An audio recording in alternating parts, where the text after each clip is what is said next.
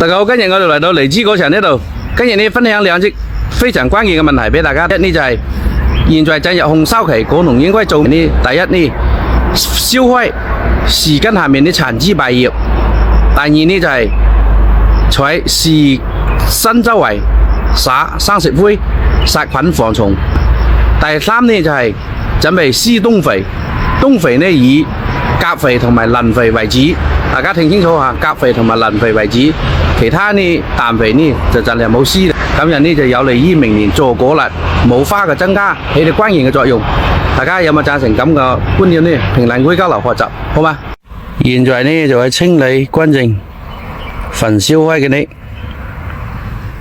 殘枝敗葉，大家贊成或贊成咁樣嘅管理方式呢？嘅呢天陣鳳啊，全部都咁大嘅。全棚都係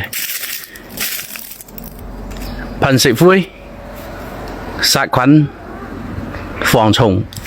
冬天啊，我覺得今次係一種比較有效嘅措施，防蟲啊，大細嘅都係啊。佢全部都開始挖到厚嘅，準備入有機肥。全部都開始放有機肥，啊，睇下